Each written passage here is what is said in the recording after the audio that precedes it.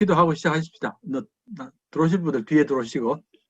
자, 고마우신 하나님, 예배 마친 뒤에 또 이렇게 귀한 말씀의 자리에 모이게 해주셔서 감사드립니다.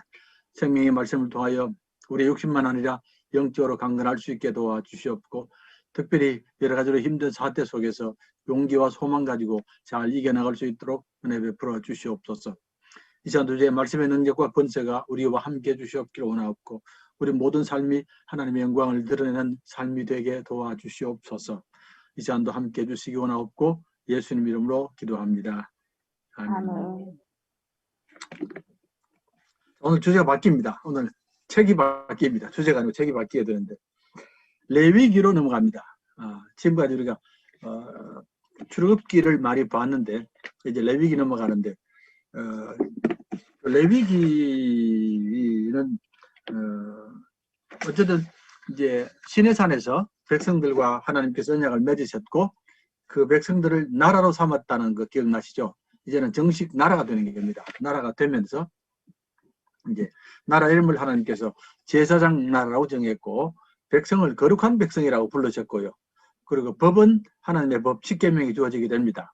10계명하고 613개 계명들이 주어지게 되고 또 이제 땅은 없습니다. 땅이 없는 것은 세계가 다 하나님의 것이기 때문에 너희들은 특별한 땅에 매달리지 말으라고 하는 그런 뜻이고요.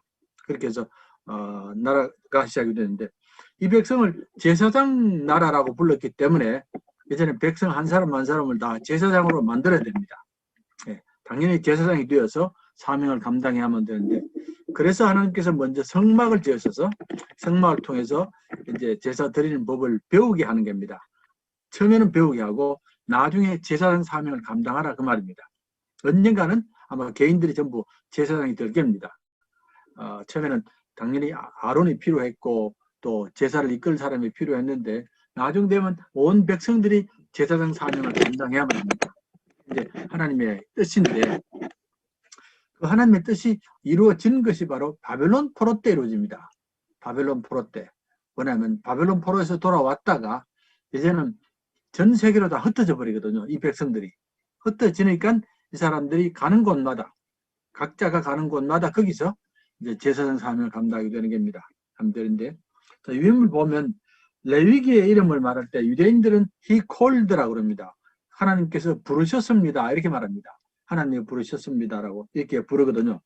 우리는 레위기라고 그럽니다. 레위기라고 그러는데 자, 부르셨습니다라는 말을 우리가 좀 잘 이해하시면 좋겠습니다. 하나님이 부르셨습니다. 자, 이 표현이 이스라엘 민족의 근본이거든요. 이스라엘 민족은 하나님이 부르신 백성들입니다. 예, 세상의 수많은 사람들 중에서 하나님이 부르셔서 사명을 맡겨준 백성이 이스라엘 백성 아닙니까?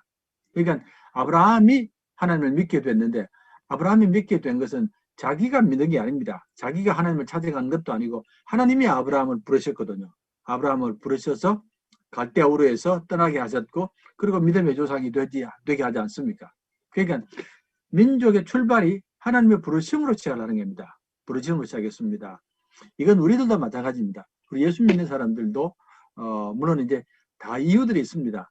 뭐 믿음의 가정에 태어난 사람들은 부모 때문에 믿었다고 말할 수 있고 또 아니면 친구 때문에 믿었다 이런 여러 가지 말들이 있는데 그 모든 말들 배후에는 하나님의 부르심이 있었습니다. 그 하나님의 부르심으로 우리가 예수를 믿습니다. 그런데 우리가 하나님의 부르심이 없으면 하나님을 못 믿습니다. 제가 늘 말씀드리는데 사람들이 만약에 신을 믿겠다고 마음을 먹으면 반드시 다 신을 택하지 한 신을 택할 수가 없습니다. 우리 힘으로는 하나님이 창조주라는 것을 알 길이 없습니다. 근데 하나님이 부르셨기 때문에 부르시고 우리에게 자신을 보여줬기 때문에 하나님이 창조주구나. 하나님이 나를 구원하셨구나를 알게 된다는 겁니다. 그래서 하나님의 부르심이란 말 속에는 반드시 사명이 담겨져 있기 때문에 그렇습니다. 사명과 목적이 있습니다. 그게 바로 무슨 사명이냐? 하나님의 나라 사명입니다. 다시금 하나님의 나라를 회복하라는 사명인데 그 말은 이 땅을 다시 하나님께로 돌려드려야 된다. 하나님의 주권에 돌려드려야 된다는 그런 뜻도 있고 지금 우리가 살고 있는 땅이 하나님이 지으신 땅이기 때문에 우리가 주인이 될 수는 없다는 뜻도 담겨져 있고 모든 백성들이 다시 하나님만을 섬기는 백성이 되게 해야 된다. 그래서 하나님께 영광 돌려줘야 된다는 그런 뜻이 담겨져 있는 게 우리를 부르신 뜻입니다. 우리 예수 믿는 사람들의 그 삶은 바로 이 부르심에 응답하는 삶이거든요. 우리는 세상 사람과 영 다른 삶입니다. 하나님께서 우리를 택하시는 것은 하나님의 나라 위한 그런 이제 부르심이기 때문에 그렇습니다. 물론 예수 믿는 사람들이 예수를 믿을 때에 원하는 것들이 다 있습니다. 거의 대부분이 다 뭘 원하냐면 내가 예수 믿고 잘 살아야 되지 그 말이죠. 그게 많은 사람들의 소망입니다. 예수 믿고 잘 살아야 되지. 그리고 실제로 예수 믿는 사람들이 잘 살고요. 잘 사는데 잘 살아야 되지 하는 그 소망은 불교 믿는 사람들도 똑같이 갖고 있습니다. 그 사람들도 부처님 믿고 잘 살고 가정이 평안하고 다 똑같습니다. 똑같은데 자 그렇다면 예수 믿는 거나 불교 믿는 거나 똑같습니다. 다를 바가 없는데 우리는 다릅니다. 우리는 우리가 잘 되기 위해서나 우리 가정이 잘 되기 위해서가 아니고 그거 아니고 하나님의 나라 위하여 부름받았습니다. 부름받았는데 물론 우리가 잘 못되라 그 말은 절대로 아닙니다. 하나님께서 아브라함을 먼저 복되게 하셨잖아요. 부르시고 복되게 하셨기 때문에 그건 당연히 주어지는데 우리를 부르신 가장 중요한 목적은 하나님의 나라를 회복하는 그런 사명 때문에 그렇습니다. 그래서 이제 이스라엘 백성들을 나라로 만들 때에 제사장 나라가 되고 거룩한 백성이 되라고 그럽니다. 거룩한 백성이 되라. 이 두 개가 반드시 같이 가야 됩니다. 나라가 되지만 거룩한 백성이 되라. 세상 사람과 달라야 된다는 겁니다. 우리가 원하는 것이나 살아가는 모습이나 이런 것들이 달라야 된다. 너희들도 세상 사람처럼 똑같이 잘 되려고 하고 그것이 목적이 되어버리면 무슨 거룩함이 있느냐 그 말입니다. 우리도 당연히 잘 돼야 되지만 우리가 잘 되기 위한 것은 하나님의 뜻을 이룸에 있어서 잘 된다는 그 말입니다. 그래서 우리가 이제 하나님께서 제사장이라고 말씀하셨고 그리고 반드시 거룩한 백성이다. 거룩함이란 말이 함께 따라갑니다. 제사와 거룩이 같이 따라가는 겁니다. 그렇게 하게 되는데 자 그럼 이런 삶이 어떤 삶이냐 제사장이 되고 거룩한 백성이 되는 삶이 어떤 삶이냐라고 말할 때에 이 삶을 우리는 위대한 삶이라 이렇게 말해야 됩니다. 위대한 삶이라. 우리가 예수 믿게 되면서 살아가는 삶은 위대한 삶입니다. 제가 언제 설교할 때 한번 예화를 한번 들은 적이 있는데 기억하실지 모르겠습니다. 기업들이 굉장히 많습니다. 기업들이 굉장히 많은데 어느 기업 컨설팅하는 회사가 수백 개 되는 기업을 조사를 했습니다. 여러 해 동안 조사를 했습니다. 그 중에서 기업 중에서 좋은 기업들을 다 조사를 했습니다. 뭐 매출도 좋고 직원들도 행복하고 또 이렇게 평판도 좋고 하는 이런 기업들을 조사를 했습니다. 그 조사를 하고 난 뒤에 다시 한 몇십 년 지난 뒤에 다시 조사를 합니다. 똑같은 회사를 다시 조사를 했습니다. 자, 몇십 년 전에 참 좋은 기업이었는데 지금 어떻게 됐을 거라고 이렇게 조사를 했더니만은 대부분이 다 문을 닫아버렸습니다. 문을 닫았는데 몇 개 기업이 위대한 기업이 된 기업들이 있습니다. 좋은데 만족하는 것이 아니고 위대한 기업이 되었더라는 겁니다. 그럼 당신들이 어떻게 위대한 기업이 됐냐라고 물었더니만은 하는 말이 우리는 잘 될 때에 우리가 잘 되는 것에 만족하지 않고 우리가 세상을 위해서 헌신하자, 사명을 감당하자라고 이렇게 목표를 바꿨다는 겁니다. 바꿨더니만은 오히려 기업이 위대한 기업이 되더라. 정말 존경받는 기업이 되더라 그 말입니다.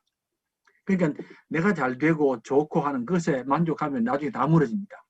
반드시 그건 무너지게 되는데 세상을 위하여 섬기자, 세상의 사명을 감당하자라고 이렇게 바꿨더니만은 이 기업이 위대한 기업이 되더라는 그런 말입니다. 그래서 저는 이게 이제 신앙적으로도 참 의미가 있는데 우리가 예수를 믿으면서 다른 사람처럼 뭐 잘 살자, 다른 사람들보다 더 잘 살자는 이렇게 목적을 가지고 있으면 나중에는 다 끝이 납니다. 무너지게 되는데 하나님의 나라 위하여 헌신하게 되면 언젠가는 이 백성들이 위대한 백성이 되는 겁니다. 위대한 백성이 되고 위대한 교회가 된다 하는 그런 생각을 하게 됩니다.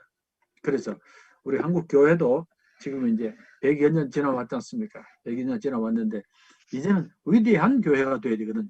위대한 교회가 되어서 세상으로부터 존경받는 이런 교회가 되어야 된다는 그런 생각을 합니다.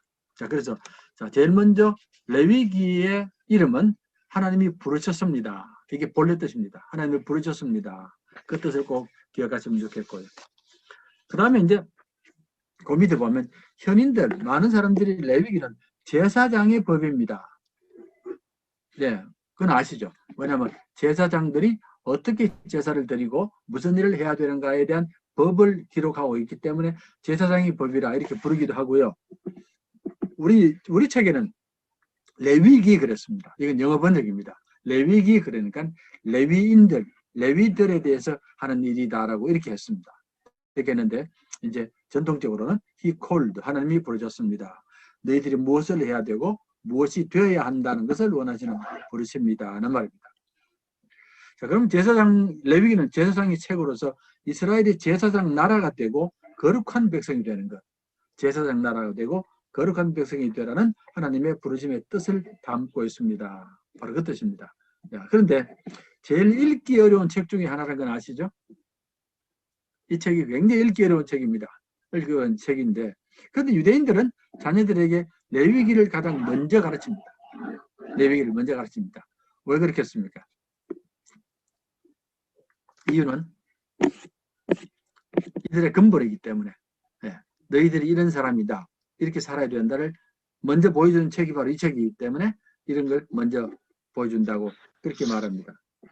그런데 레위기가 재밌는 것은 레위기는 시내산에서 한 달 동안에 일어난 일을 기록하고 있습니다. 시내산에서 한 달 동안.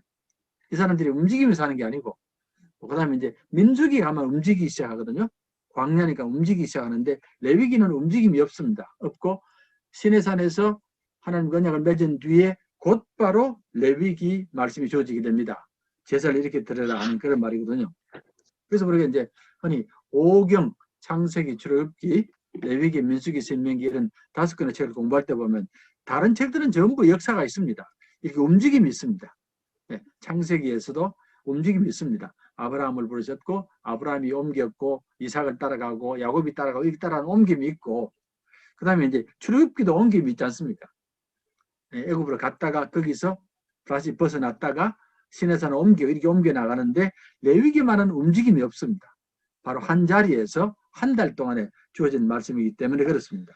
그렇게 생각하시면 되겠고요. 자, 그래서 이제 시내산에서 하나님과 언약을 맺고 제사장 나라 거룩한 백성이 되어서 이제는 모두가 제사장이 되어야 합니다. 모든 백성들이 전부가 다 되어야 됩니다. 한 얘기인데, 제가 지난번도 말씀드렸는데 이게 이제 우리 개신교의 만인 제사장설입니다. 만인 제사장이란 말은 모든 성도들이 다 제사장이지 특별한 사람만 제사장이 아니다라고 하는 그런 가르침인데, 이거는 좀처럼 안 지켜지는, 정말 끈질기게 안 지켜지는 이 가르침이 바로 이 가르침입니다. 그러니까 이제 우리는 지금도 교인들이 자꾸 자기를 평신도라고 생각하거든요. 평신도라고 생각하고 제사장은 목사라고 생각합니다. 다 그렇습니다. 다 그렇고 천주교는 더 그렇고요. 천주교도 평신도라고 생각하고 이제 제사장은 신부라고 생각하거든요. 그런데 이건 하나님의 뜻은 아닙니다. 물론 처음에는 그렇게 되는데, 처음에는 우리가 훈련을 안 받았기 때문에 내가 평신도라고 말할 수 있어도 당연히 훈련받고 빨리 제사장이 돼줘야 되거든요. 한 사람 한 사람이. 그래서 그 사람들이 세상 곳곳에 다 흩어져 가지고 사명을 감당하면 세상이 빨리 바뀌는 겁니다. 근데 자꾸 이제 목사에게 맡겨놓거나 신부에게 맡겨놓고 나는 뭐 대충 살자 이래버리면 하나님 나라가 자꾸 늦어지는 겁니다. 늦어지는데, 특별히 이제 종교개혁 때에 1517년 아닙니까? 지금부터 500년 전에 종교개혁 때에 마틴 루터하고 켈빈이 이제 종교개혁할 때 제일 크게 부르짖었던 것 중에 하나가 바로 만인 제사장설이거든요. 만인 제사장설. 온 백성들이 다 제사장이 되어야 된다고 그렇게 말했는데 실제로는 안 이루어졌습니다. 우리 개신교회 안에서도 안 이루어집니다. 안 이루어지게 되는데, 근데 이제 이런 제사장이 되기 위해서 제일 중요한 게 뭐냐면은 이제는 본격적으로 말씀 훈련을 받으셔야 되고요. 말씀 훈련을 제대로 받으셔가지고 남을 가르쳐야 되잖아요. 남을 가르치면 이게 되는데 교인들이 그걸 안 하려고 그러세요. 그냥 대충 배우면 되고 성경 공부는 목사들이나 하고라고 생각하는데 그건 본래 성경의 뜻은 아닙니다. 자, 여러 제사들이 나옵니다. 아시죠? 뭐 번제, 소제, 속건제, 화목제, 요제 뭐 여러 가지 많은 게 나옵니다. 이렇게 많은 게 나오는데 이제 이런 것들은 다음에 볼 수 있도록 하고요. 하면 좋겠고. 자, 이제 그 중에 이제 다시 한번 제사에 대해서 이제 근본 정신이 무엇냐를 우리가 그 제사의 근본 정신입니다. 근본 정신이 무엇냐를 살펴보고 지나가게 될 텐데, 우리가 이제 그 제사를 말할 때에 첫 번째 드려진 제사가 어떤 제사인지 아시죠? 기억납니까? 첫 번째 제사가 가인과 아벨이 드린 제사잖아요. 기억납니까? 가인과 아벨이 드린 제사가 첫 번째 제사 아닙니까? 예, 아담과 하와의 자녀들이니까 가인과 아벨이 드린 제사인데, 가인과 아벨이 드린 제사에서 참 불행한 일이 벌어지게 됩니다. 하나님이 가인의 제사는 받았고 아벨의 제사는 가인의 제사는 안 받고 아벨의 제사는 받았습니다. 이렇게 되는데, 그까지는 괜찮은데 문제는 그 다음에 아벨이 죽는 일이 벌어지는 겁니다. 제사 때문에. 예, 제사 때문에 동생이 죽는 일이 벌어지게 되는 겁니다. 자, 그러면 왜 이런 일이 벌어지느냐를 잘 정리하셔야 되고요. 제사가 중요한데, 굉장히 중요할 텐데 왜 제사 때문에 동생이 죽는 일이 벌어지느냐를 생각해야 되는데, 제가 이제 세 가지 해석을 말씀드릴 테니까 한번 들으시고 어느 게 답인지 한번 맞추면 좋겠습니다. 세 가지 해석이 있습니다.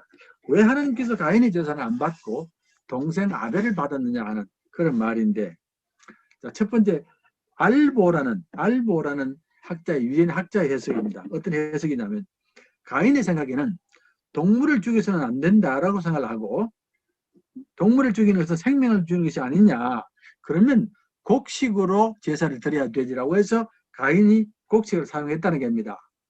그 참 좋은 생각 아닙니까? 그러시죠? 근데 아벨의 생각에는, 아벨은 사람과 동물은 질적으로 다르다. 사람을 동물하고 같은 취급하면 안 된다. 사람은 모든 동물을 다스려야 되지 않느냐. 그러죠? 예. 그러니까 따라서 아벨은 동물을 사용했다는 겁니다. 양을. 동물과 사람을 동등하게 봐서는 안 된다. 라고 하고, 그리고 형의 생각은 뭡니까? 동물이나 사람이나 같은 생명인데, 예. 그렇다면 생명을 죽이는 건 안 된다. 그래서 곡식을 사용했고, 아벨은 아니다. 사람과 동물은 질적으로 다르다. 어느 생각이 맞습니까? 네. 그러니까 이제 제사를 다르게 했는데, 예, 했는데. 근데 이제 아벨이 제사를 받아버리고, 가인은 안 받으니까, 가인이 생각에는, 내가 생각을 잘못했구나. 그래서 최선의 동물을 바치리라 마음먹고 동생을 바쳤다. 이렇게 해석하는 사람이 있습니다. 예, 재미있는 해석인데, 우리는 잘 모르는 해석인데, 유대 신학자들은 이렇게 해석을 합니다. 자, 두 번째 해석이 뭐냐면, 가인의 제사를 드릴 때에 가인이 이방 제사처럼 제사를 생각했다는 겁니다. 가인이. 네. 하나님께 제사를 드렸는데 하나님이 제물을 안 받으셨거든요. 안 받으니까 가인이 화가 많이 난 겁니다.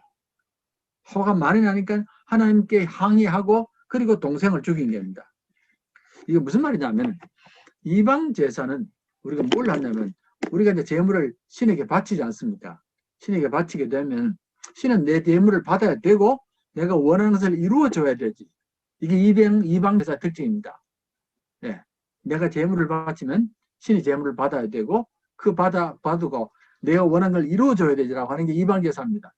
우리가 이제 옛날에 굿할 때 보면, 동네 굿할 때에 사람들이 돈 가지고 무당을 찾아가잖아요.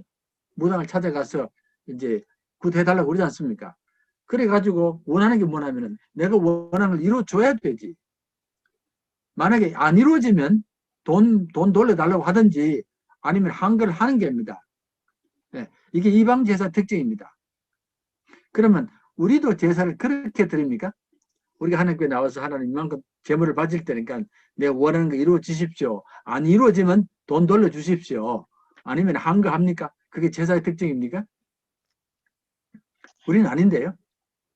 우리의 제사는 하나님 은혜에 감사하기도 하고 하나님께 더 충성하기를 다짐하기도 하고, 이게 우리 제사 아닙니까? 하나님께 영광 돌려드리기 위함이지 우리가 원하는 것을 이루는 건 아니거든요.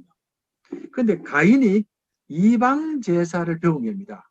이방 제사를 배워가지고 내가 곡식을 바칠 때니까 하나님이 내 뜻을 이루어 주십시오. 안 하면 내가 하나님을 공격합니다. 아니면 동생을 죽이겠습니다. 이래 나오는 겁니다. 이게. 이런 일들이 벌어졌다는 그 말입니다. 자, 그리고 그 다음에 세 번째가 뭐냐면, 우리가 제사를 드리는 것은 제사를 받고 안 받고는 하나님의 주권이지, 가인은 당연히 만약에 자기 재물을 안 받으면 자기를 돌아봐야 되지.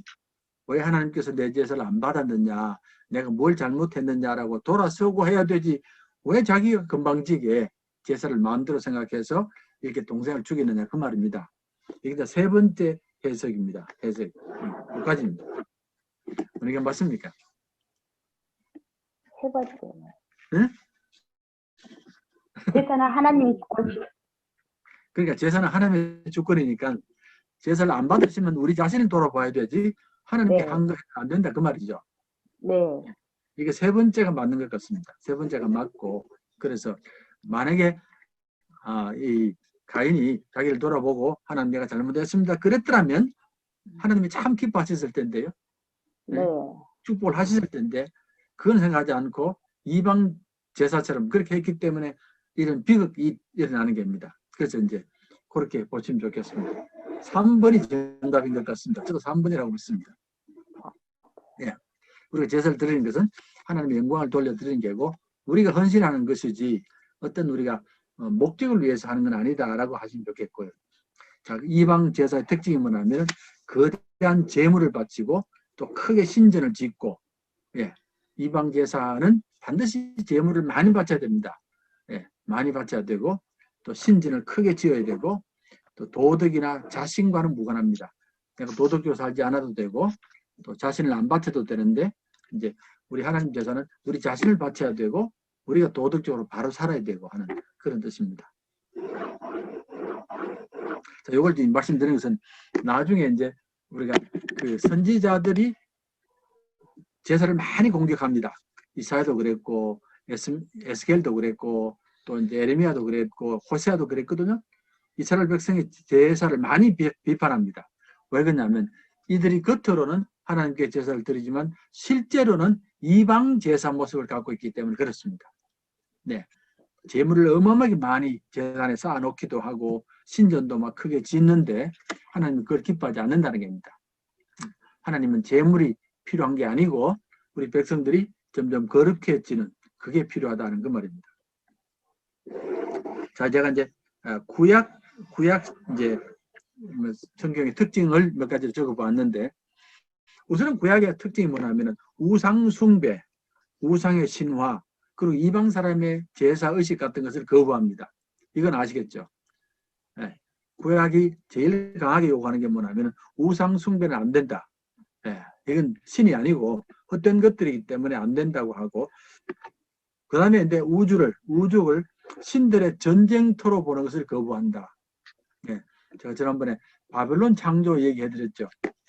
창세기 얘기하고 바벨론 창세기 얘기가 있는데 바벨론은 신들이 굉장히 많습니다. 이 땅에 신들이 많은데 신들이 서로 싸워서 다른 신들을 죽이고 그리고 사람을 종으로 부리는데 성경은 절대로 안 그렇다고. 성경은 하나님 한 분만이 만물을 다스렸고 그 하나님은 절대로 전쟁하는 하나님이 아니다라고 말하는데 지금도 많은 사람들이 이 세상을 전쟁터로 봅니다. 신들의 전쟁터로 본다고 말입니다.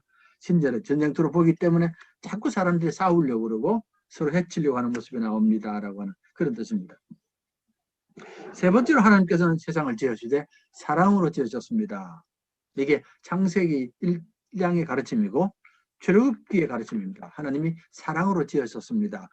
그리고 하나님이 세상을 사랑하십니다. 내가 지었기 때문에 내가 사랑하는 겁니다. 예. 만약에 내가 짓지 않았다 그러면 사실 사랑하지 않습니다. 우리 성경에는 하나님이 세상을 사랑한다는 말이 많이 나옵니다. 많이 나오는데 이유는 뭐냐면 내가 지었기 때문에 그렇습니다. 예, 이건 어머니들이 잘 아는 얘기들입니다. 어머니들이 자식을 낳고 나면 당연히 사랑합니다. 왜냐하면 내 자식이기 때문에 당연히 사랑이 나오는데 남자들은 모르세요. 남자들은 뭐 본인이 안 지었기 때문에 그건 모르는데 그래서 성경이 세상을 하나님이 사랑한다고 말씀하시는 것은 하나님이 지었다는 증거입니다. 그런데 다른 신들은 아닙니다. 다른 신들은 세상을 미워하기도 하고 세상을 저주하기도 하고 세상에 무관심하기도 하고 그렇습니다. 그렇게 되지 세상을 사랑한다고 말하는 신은 없습니다. 왜냐하면 자기가 안 지었기 때문에 그렇습니다.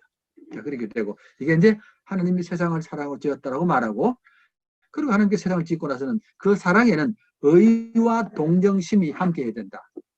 사랑이라는 것이 의로워야 되지. 만약에 사랑이 혼란하면 안 되거든. 사랑 속에 의가 들어가야 된다. 의와 동정심, 저스티스와 컴패션이 있어야 된다는 것을 말해주고 있습니다. 이게 이제 하나님의 사랑의 특징이거든요. 하나님이 잘못하면 야단하는 겁니다. 야단하는 그런 게 있어야 되지 무조건 뭐냐 하는 그런 거 아니다 그 말입니다. 그리고 하나님은 뇌물 받는 하나님이 아닙니다. 우리한테 뇌물 받고 뭘 더 잘해주고 더 못해주고 하는 그런 하나님은 아닙니다. 우리 예수 믿는 사람들이 종종 하나님께 뇌물을 많이 바치는데요. 예, 그런 경우가 있습니다. 예, 이걸 순수하게 하나님의 사랑에 감격하는 게 아니고 하나님 내가 좀 더 바칠 테니까 내가 다른 사람보다 좀 더 잘 살게 해주고 우리 아이 좀 더 좋은 대학 가게 해달라고 이렇게 해버리면 재미없습니다. 예, 하나님이 그런 거 뇌물 받고서 특별히 특별 대우하고 이러지는 않습니다. 예, 그렇게 보면 되겠고요. 자, 예언자는 제사를 통해서 하나님의 은총을 살 수 있고 돈 주고 살 수 있고 죄를 간구할 수 있다는 생각을 거부합니다. 하나님은 그런 분이 아니다 그런 말입니다. 그런데 우리 이제 제사를 잘 생각해야 되는 이유는 한국 교회가 제사를 제일 많이 드리는 교회입니다. 전 세계에서 한국 교회만큼 제사를 많이 드리는 교회가 없습니다. 자, 그러면 제사를 많이 드릴 때에 그럼 어떤 결과가 나와야 되느냐를 생각해야 되고요. 어떤 결과가 나와야 되느냐를 생각해야 되는데 하나님이 원하시는 것과 우리가 원하시는 게 다르면 안 됩니다. 예. 그 말 이해되시죠? 예. 하나님이 원하시는 것은 이방 제사처럼 너희들 제사를 많이 드려서 돈 많이 벌고 자식들 다 잘 되고 이걸 기대하는 건 아니다 그 말입니다. 뭔가 달라야 되거든요. 뭔가 달라야 되는데 우리는 의외로 제사는 많이 드리는데 예수 믿는 사람들 욕을 많이 먹습니다. 예. 누구보다 제사를 많이 드리는데 예수 믿는 사람들 욕을 많이 먹습니다. 그건 뭔가 제사에 문제가 있다는 겁니다. 그렇게 이제 뭐가 제사에 문제가 있는지를 그 다음에 이제 보시면 좋겠습니다. 예. 예. 자, 왜 제사를 드려야 되느냐라고 얘기할 때에 왜 제사를 드리냐 우리가 제사를 드냐면 제사를 드리면서 하나님이 우리 아버지고 우리가 하나님의 자녀라는 것을 기억합니다. 제사를 드릴 때에 내가 하나님의 자녀라는 것을 기억하게 하는 너무나 소중한 축복이 제사입니다. 하나님의 자녀다. 하나님이 우리 아버지라는 것을 아는데 제사는 자식에게 주는 하나님의 최고의 선물입니다. 최고의 선물인데 그게 무슨 말이냐면 이렇습니다. 이제 우리 부모들이 이제 나중에 이제 자식이 자라지 않습니까? 나중에 자식이 자라서 이제 부모에게 선물을 하잖아. 이렇게 선물할 때에 그 선물이 부모에게 참 감사하잖아요. 감사하기도 하고 그리고 선물을 하게 하면 자식들이 굉장히 자부심을 갖습니다. 그거 아시죠? 예. 자식들이 부모에게 선물을 해줄 수 있다는 그것은 자식들에게는 굉장한 자부심입니다. 내가 이만큼 자랐으니까 내가 부모를 도울 수 있다는 걸 생각하게 되거든요. 예. 근데 만약에 이제 자식이 성장하고 해도 부모를 도울 수 없으면은 자식 스스로 힘들게 합니다. 그래서 우리가 이제 때로는 자식이 뭘 해주려고 할 때는 아무 얘기하지 않고 자꾸 받으셔야 되지. 예? 뻔뻔스럽더라도 자꾸 받으셔야 되지. 절대로 안 받겠다는 소리 하면 안 됩니다. 왜냐하면 자식이 주면서 굉장히 자기 자신에 대해서 참 자부심도 갖게 되고 참 마음이 좋다니까요. 자식이 부모를 도와줄 때는. 안 그렇습니까? 네. 네. 저는 그렇거든요. 네. 그래서 이제 그때는 조금은 이제 내가 어려운데 네가 도와줘서 고맙다 이러거든요. 그런 말 하면 자식이 되게 좋아하는 겁니다. 부모가 어렵지 않아도 내가 힘든데 네가 도와주는 게 큰 힘이 된다 이런 말하면 그렇게 좋은 겁니다. 예. 그래서 이제 특히 남자들은 더 그렇습니다. 아들과 아버지 사이에는 특별히 더 그렇거든요. 예를 들어서 이제 자식이 뭘 잘하는데 아버지한테 물었을 때에 내가 잘 모르는데 너는 아는구나라고 얘기를 해주고 네가 도와줘서 고맙다라 말하면 아이들이 굉장히 자부심을 가집니다. 예. 이게 이제 어떤 선물보다 자식에게 주는 큰 선물이거든요. 정말 큰 선물입니다. 그러니까 이제 하나님께서 우리에게 제사를 받기 원하는 것은 하나님이 부족해서가 아니고 이렇게 함으로 자녀를 자꾸 높여주는 겁니다. 너희들이 참 귀하게 잘 자랐다. 참 좋게 자랐다고 축복해주는 그런 게 되고요. 아울러 이제 유일제 신앙은 우주는 의와 사랑으로 이루어져 있기 때문에 동정심도 얘기했지 않습니까? 의와 사랑으로 이루어져 있기 때문에 제사는 자신에게 생명을 주시고 돌보시는 하나님의 사랑에 대한 감사의 표현입니다. 하나님의 사랑에 대한 감사의 표현이거든요. 이게 이제 기독교 신앙과 다른 모든 종교의 신앙의 차이입니다. 우리는 하나님의 사랑, 하나님에 대한 감사, 이 표현이기 때문에 제사가 참 중요하다 그 말입니다. 이해되시죠? 우리가 하나님만을 섬기는 분입니다 하는 그런 신앙의 고백입니다. 그래서 이제 그 밑에 쭉 보면 이제 제사를 드리기 때문에 이제 하나님께서 원하시는 것이 뭐냐면 이런 것들입니다가 나와 있거든요. 하나님 원하시는 것은 이제 인간 사회의 모든 질서가 구조가 서로 사랑과 의로 이루어져야 되잖아요. 그렇습니까? 이 세상의 모든 것이 다 사랑과 의로 이루어져야 되지 서로 싸우고 서로 정복하고 서로 죽이고 이래서는 안 된다는 것을 그걸 제사를 통해서 가르쳐 주는 겁니다.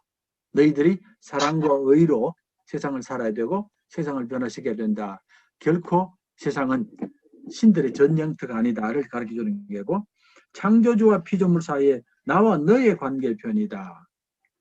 창조주와 피조물 사이에 이게 나와 너란 말은 기억합니까? 이 표현이 기억합니까? 기억이 안 나세요? 예. 요즘 이제 현대 사회를 진단할 때에 제일 많이 비판하는 게 뭐냐면 이제는 사람들이 상대방을 인격으로 대하지 않고 상대방을 이용 도구로 대한다는 겁니다. 현대인들을. 예. 그러니까 저 사람이 돈이 많으면 가까이 했다가 돈이 없으면 버려버리는 이런 식으로 대하는 게 지금 현대인들의 사람 대하는 방식입니다. 되게 다 그렇거든요. 예. 사업하는 사람은 말할 것도 없고 다 그렇습니다. 그러니까 이제 사람을 사람으로 대할 줄 알아야 되는데 이게 사람 사는 사회인데 지금은 갈수록 사람을 사람으로 대하지 않고 사람을 이용 가치로 대합니다. 학교에 잠시 있어 봐서 아는데 총장이 되니까 학생들이 전부 돈으로 보이더라니까요. 학생으로 보여야 되는데 참 귀한 학생으로 보여야 되는데 학교 운영이 어려우니까 전부 돈으로 보이더라니까요. 네. 그거 참 불행 아닙니까? 그거 참 불행이거든요. 불행인데 사람은 사람이지 아무리 그 사람이 못나고 이래도 사람으로 대해줘야 되고 존중해야 되지. 그러니까 하나님의 정말 간절한 소망은 생명을 생명으로 대하는 사회가 지금 그렇게 되는 겁니다. 그게 가장 소망인데 이게 제사에서 나타나야 되는 겁니다. 하나님이 우리를 사랑하시고 우리는 하나님께 감사하고 재물이 많고 적음이 아닙니다. 그저 하나님께 나가서 제사하는 게 참 귀하다는 것을 하고 그래서 레위기는 항상 하나님을 이제 잘 기억해야 됩니다. 제가 몇 번 말씀드린 게 있는데 성경에 하나님을 엘로힘이라고 부를 때가 있고 하셴이라고 부를 때가 있습니다. 두 가지 종류로 부르거든요. 하나님을 엘로힘이라는 건 엘로킴이라고 써놨죠. 오른쪽에. 엘로킴은 하면 하나님의 우주 만물을 지을 때는 엘로킴이란 말이 나옵니다. 하나님 우주 만물을 지을 때는 그때는 엘로힘이란 말이 나오는데 그 다음에 레위기 와서는 엘로힘이 아니고 하셴이 나오거든요. 하셴은 뭐냐면 아버지 하나님이란 말입니다. 아버지 하나님. 예, 우리가 성막 짓고 하나님이 백성들과 함께하지 않습니까? 아버지 하나님이거든요. 하셴이 나옵니다. 그러니까 이제 우리가 믿는 하나님은 창세기를 지으신 창조하신 하나님이지만 그 하나님은 우리가 멀리 떨어진 하나님이거나 우리에게 두렵게 하는 하나님이 아니고 정말 아버지처럼 우리를 사랑하고 돌보고 지키고 먹이는 하나님이라고 하셴이란 말로 바뀌어지는 겁니다. 예. 이건 이제 히브리 말을 알아야 알 수 있지 보통은 모릅니다. 예, 그래서 이제 그 성경을 정확히 말씀드리면 하셴은 우리나라 말로 번역할 때 여호와 하나님이라고 말하고요. 엘로힘은 하나님이라고 말합니다.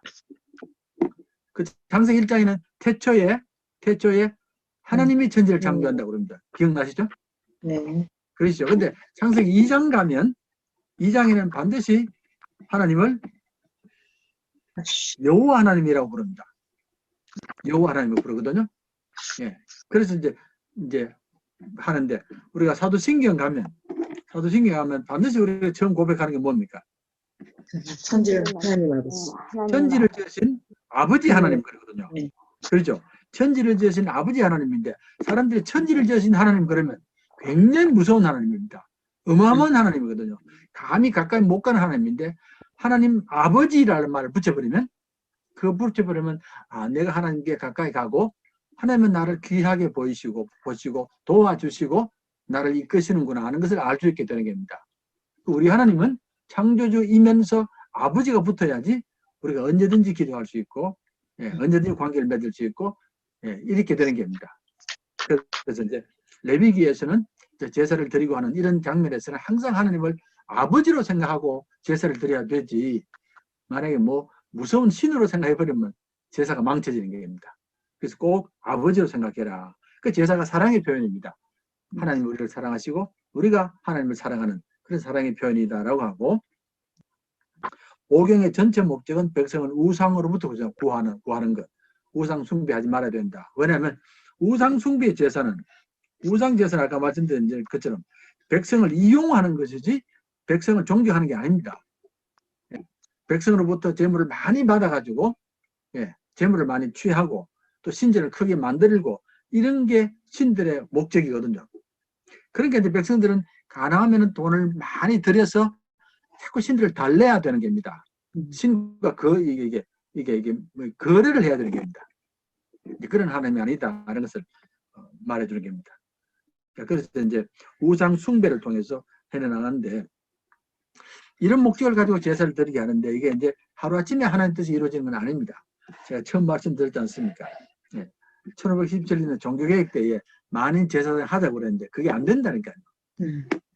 지금도 안 된다니까요. 지금은 이제 코로나 사태가 벌어져가지고 교회가 점점 어려워질 것 같습니다. 예상이. 교인들도 많이 떠날 것 같고요. 그러시죠, 권사님? 아마 교인들도 많이 떠날 것 같고 교회도 많이 약해질 것 같고 분명하거든요, 이거. 저도 요즘에는 교회 가서 예배 안 보니까 기도 생활도 약해지는 것 같고 그런데요. 그렇게 되는데 이제 이런 때에 누가 이겨나갔냐면 스스로 믿음을 가질 수 있는 사람이 이겨나가거든요. 스스로. 평소에 늘 내가 말씀을 대하고 기도 생활이 있고 이런 사람들이 이겨나가는 겁니다. 안 그런 사람은 많이 떠날 것 같은데요. 그러니까 이제 우리 한국교회가 처음부터 교인들을 잘 키워나가야 되지. 훈련을 잘 시켜서 이제는 어디 갔다 놔도 살 수 있는 백성으로 만들어주면 되는데 그렇게 안 하면 교인들이 어려움을 당하는 겁니다. 특히 우리 자녀들이 그렇게 안 되어 있으면 어려움을 당하거든요. 저는 그게 분명히 이 뜻에 담겨 있다고 생각합니다. 코로나 사태 속에서 뜻이 담겨져 있기 때문에 가장 중요한 것 중에 하나가 바로 백성들 한 사람 한 사람이 제사가 되게 만들어주는 것이다라고 하는 그런 생각을 합니다. 그래서 제가 처음 말씀드린 것처럼 이스라엘 백성이 바벨론 포로 갔다 와서 그 다음에 이제 전 세계로 다 흩어져 버리거든요. 다 흩어져 버리는데 그래도 이 백성들이 어디 가서나 회당을 지어서 유대교를 지켜나가거든요. 그 왜냐하면 한 사람 한 사람을 키워놨기 때문에 그렇습니다. 이제 그런 것들도 기억하면 좋겠고요. 그래서 하루아침에 안 되는데 안 되더라도 지금이라도 부지런해야 됩니다. 부지런해서 그래서 이제 스스로 일어나도록 스스로 말씀 보고 말씀도 해석하고 하는 것도 하면 좋겠고요. 자, 그래서 우리가 이제 이런 걸 생각하면 하나님이 자꾸 기적을 베푸는 그런 일은 잘 안 합니다. 기적을 자꾸 베풀면 사람들이 스스로 하는 힘을 잃어버렸기 때문에 백성이 스스로 잘 못하거든요. 기적을 자꾸 바라는 신앙이 아주 무서운 신앙이라는 거 아시죠? 그걸 한번 맞들여 놓으면 열심히 잘 노력도 안 하고 성실하게 신앙생활을 안 합니다. 자꾸 기적을 바라기 때문에. 그래서 이제 백성들은 자꾸 기적을 원했거든요. 자꾸 기적을 베풀어 달라고 그랬고, 예수님은 뭐 성전에서 뛰어내리는 것도 안 하셨고, 돌로 떡을 만든 것도 안 하셨고, 그런 이유가 뭐냐면은 이 기적 신앙이 참 무서운 신앙이기 때문에 그렇습니다. 성실함이 다 떨어지기 때문에 그렇습니다. 그래서 이제 제사가 그 세상을 변화시켜 나가는 큰 힘인데, 바로 이제는 모든 인간 사회가 사랑과 정의로 만들어져야 되는 것을 가르치고, 또 사람과 사람의 관계는 하나님과 우리의 관계처럼 서로 존중하고 사랑하는 관계지 이용하고 버린 관계는 아니다라는 것도 기억해야 되고, 또 그리고 이제 백성들이 우상을 버리고 하나님만을 섬기는 백성 되어야만이 이 세상이 발화되고 자신의 삶도 발화되고 교회도 발화됩니다 하는 것을 일러주는 그런 사건들입니다. 그래서 꾸준히 제사를 통해서 무려 40년 동안 훈련시키는 겁니다. 광야에서. 예, 그렇게 보시면 되겠고요. 자, 이제 마지막으로 뭐냐면 제사와 폭력입니다. 제사와 폭력인데 제가 언제 그 레위기 1장 1절 2절 말씀을 설교 한번 한 적이 있습니다. 예, 1장 1절 2절 보면 홍수 전에 그 나와 있습니까? 밑에 6번 보면 나와 있으시죠? 이 중에 내 중에 누구든지 여호와께 예물을 드리거든 가축 중에서 소나 양으로 예물을 드립니다.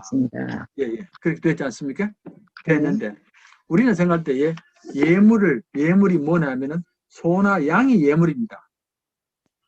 소나 양이 예물인데 실제로 히브리 말에는 너희들이 영어로 when one offers a sacrifice of you라는 말 쓰는데 그게 뭐냐면 너희 자신을 희생제물로 바칠 때 너희 자신을 희생제물로 바칠 때는 가축들을 사용하라 그 말입니다. 그 뜻이 다릅니다. 예. 예물이 가축이 되는 것과 예물이 자신이 되는 것은 다릅니다. 우리가 예물을 가축으로 바치는 것은 우리 자신을 대신해서 예물을 바치는 것이지 우리가 빠지고 예물을 바치면 제사는 이방제사가 되어버립니다. 자, 그리고 하나님께서 원하시는 것은 너희들이 제사를 바칠 때는 너희 자신이 하나님께 바쳐져야 되지 그렇게 하기 위해서 소나 양을 사용하는 것이지 만약에 그러지 않고 너희는 빠지고 제물만 바치면 이거는 우상들의 제사와 똑같다 그 말입니다. 그 해석을 잘 하셔야 됩니다. 자, 그렇게 되는데 이제 홍수 후에 이제 분명히 하나님께 돌아와야 될 사람들인데 계속해서 폭력이 많아지는 겁니다. 폭력이 많아지고 바벨탑까지 짓게 되었으니까 이제 사람 속에 있는 폭력들 이 폭력들을 제사를 통해서 다스리기 시작하는 겁니다. 다스리는데 그게 뭐냐면은 이제 다시 돌아가시면은 홍수 전에 폭력이 넘쳐서 홍수 심판 받았지 않습니까?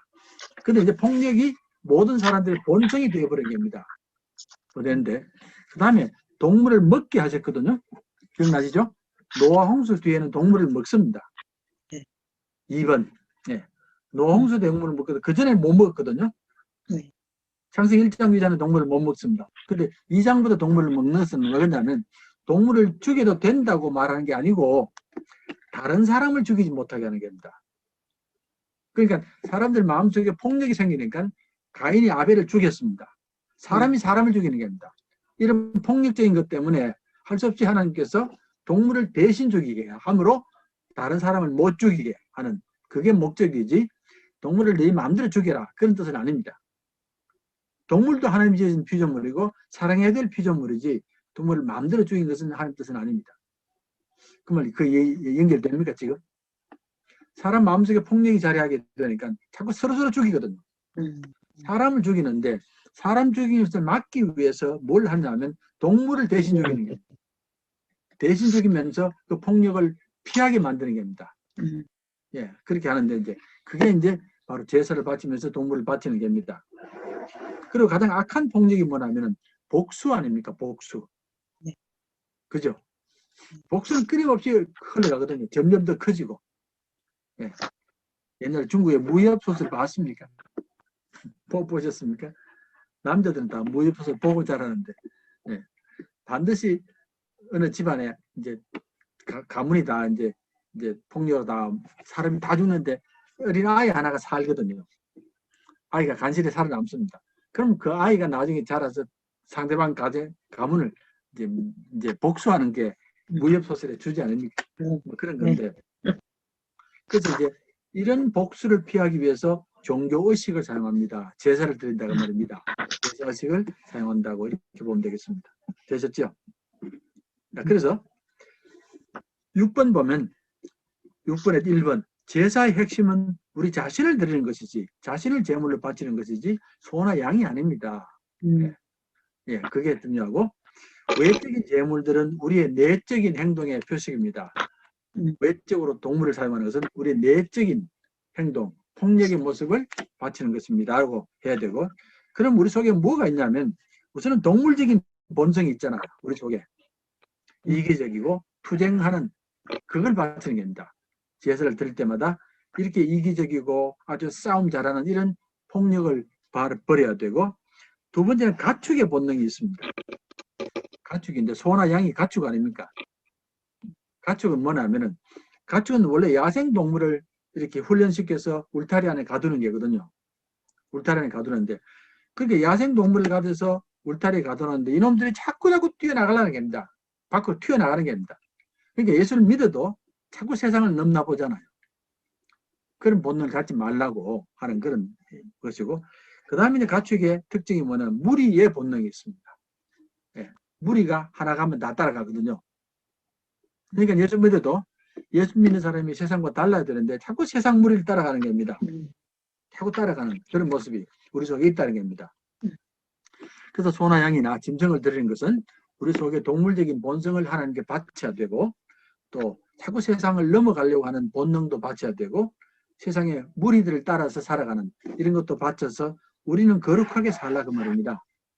그래서 이제 동물을 사용하게 하시는 것이다라고 이렇게, 그래서 제사하자 제물을 바치는 겁니다. 지금 이해됐습니까? 네. 예, 그래서 레위기 1장 1절 2절에 너희가 가축 중에서 소나 양으로 예물을 드릴지라, 이 말씀의 의미는 내 자신을 바칠 때에, 예, 내 자신을 바칠 때 소나 양을 사용해서 동물의 본성이나 가축의 본성이나 무리의 본성을 이겨나가야 된다. 그래서 하나님 백성답게 살라 그 말이고요. 그래서 나중에 이제 선지자들이 제사를 많이 공격합니다. 많이 공격하는데, 왜냐하면 제사가 궁극적인 목적이 아니고 의로 세상을 다스리는 것인데, 의와 이제 그 뒤에는 의와 이제 아브라함에게 의와 공도로 세상을 다스리기 위하여 너희를 택했다 그랬거든요. 네. 의와 공도를 다스리기 위함인데, 이제 제사는 드리면서 막 불의함이 일어나고 서로 싸우고 이런 일이 벌어지니까 선지자들이 제사를 공격하는 겁니다. 공격하면서 너희가 아무리 제물을 많이 바치고 제사를 아무리 많이 드려도 세상이 의롭지 않으면 너희들이 잘못하는 거다라고 이렇게 설명하는 겁니다. 자, 수고했습니다. 들어가세요. 한 주 잘 보내시고. 네, 명절 잘 네, 보내세요. 명절 잘 보내세요. 예, 명절 잘 보내세요, 우선들. 예, 고맙습니다.